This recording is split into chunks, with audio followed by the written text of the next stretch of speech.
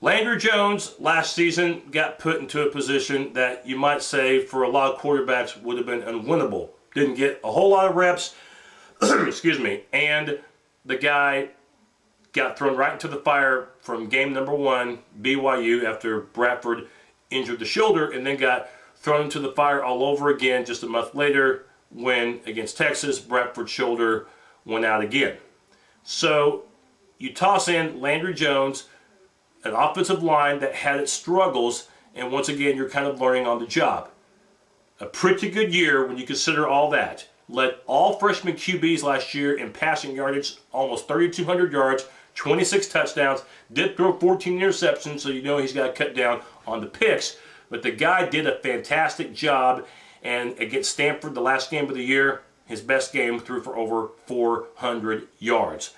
Landry Jones has only one direction to go, it seems, and that is up. The sky is the limit for Landry Jones. One thing I'd like to see him really do a better job this year is being able to look off receivers, not just be glued into one guy. That'll really hurt you when you play the Texases of the world because of how good their secondary is. But I think Landry Jones will continue to get better, and that's a big reason why I think Oklahoma will have a better year, is because of all the experience that Landry Jones had in 2009.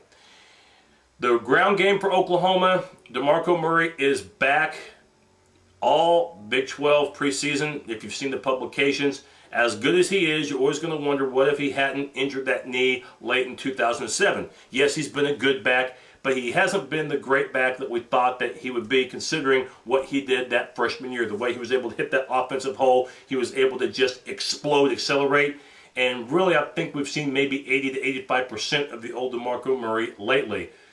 You're just optimistic if you're Oklahoma that you can get that old DeMarco Murray back. If so, Oklahoma's ground game will be dangerous. Jeremy Calhoun, he's back.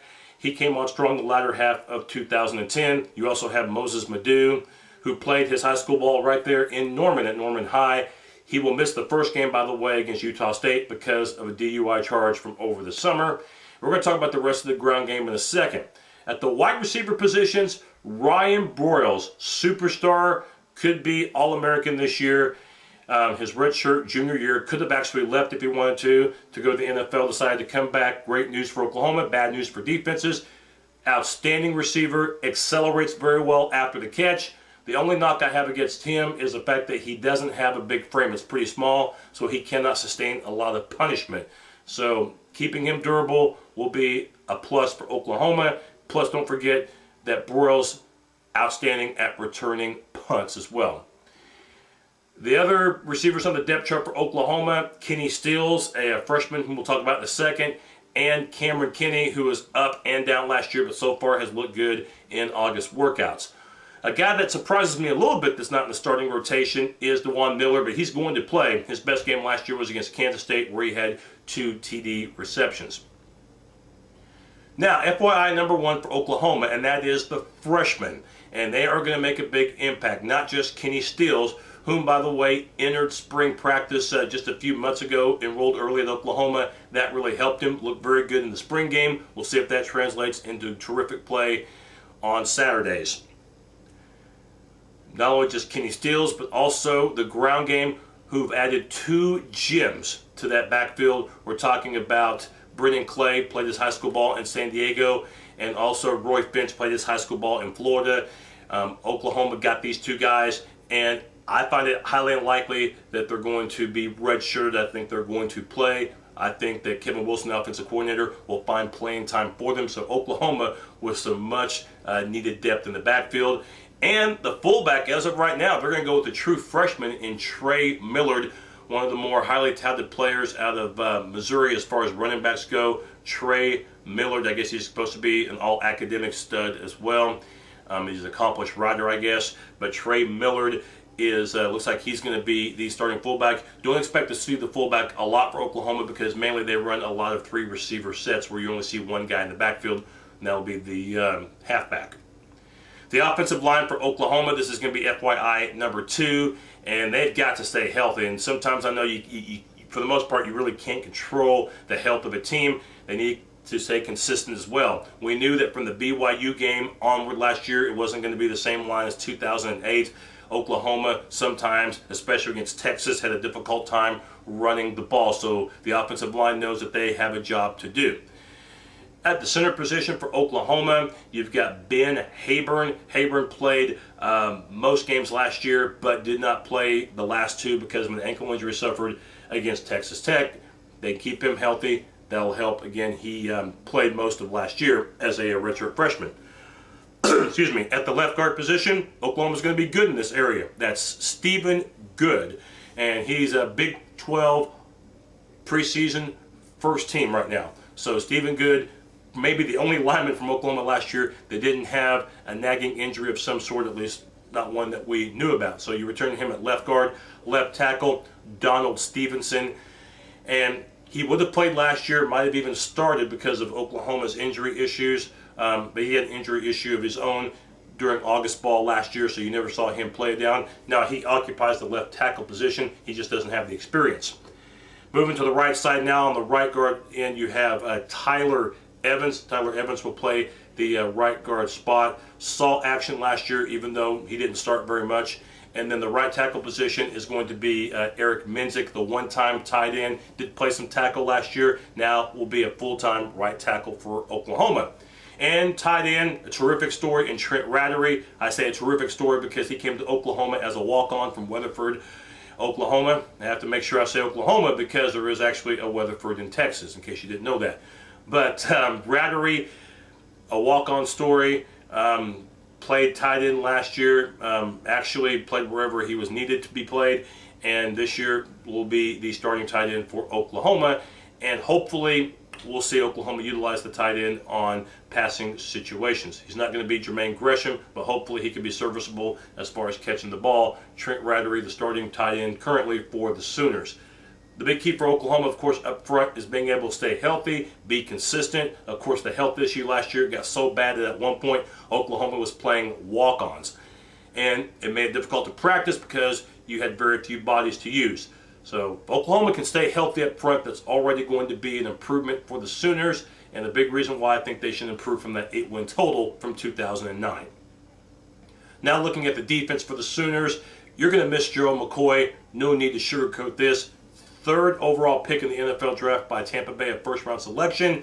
Gerald McCoy did so much for that defense, up there with the greatest defensive tackles that Oklahoma has ever had, like the Selmans, Tony Casillas, and Tommy Harris, just to name a few. So you're optimistic if you're Oklahoma, if you can just get guys in there that can be consistent. A couple of guys right now that are not listed number 1 on the depth charts for Oklahoma that I thought maybe would be Jamarcus McFarland, last year played as a freshman, and Adrian Taylor. Taylor had that devastating broken leg injury against Stanford in last year's Sun Bowl. Right now, both guys are listed 2 on the depth chart.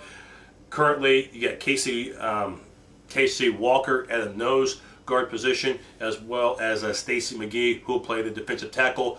Both guys played seldomly last year for Oklahoma, but do expect McFarland and do expect Taylor to play, and they're going to play quite a bit too. You have to remember that Taylor may not be just 100% yet, although he has been practicing with the defense. The defensive tackle position, no worries at all. Jeremy Beal, I thought he was the most valuable player on defense last year for this team. This is his 4th year starting. Beal has had a total of over 20 sacks in the last 2 seasons for Oklahoma. First team all Big 12 on the preseason side. The guy, could he be All-American? Well, he will be if those stats continue at the rate that they're going. So you have Jeremy Beal on one side and the returning starter in Frank Alexander on the other. The linebackers for Oklahoma, you've got the Lewises on the outside. Travis Lewis, All-American type. Travis, 2 years in a row, he's led the Sooners in tackles. He's back for Oklahoma. And Ronell Lewis played his 8-man football at Dewar. Yes, he played 8-man football because Dewar was that small of a school and has made the transition to major college football quite well. Utilized mostly on special teams last year, but did see time at linebacker and had his best game against Stanford in last year's Sun Bowl. So now he moves into the starting position as a strong linebacker. Travis occupying the weak side linebacker. In the middle, you have Tom Wirt, who might have been the starter last year, definitely would have played quite a bit, had an ACL injury in summer ball last year, so we never saw him. He's 100% and he should be a good one, but he's going to have to stay healthy because Austin Box, who returns, is going to miss some time because of a back injury. So Oklahoma not very deep in the middle linebacking core.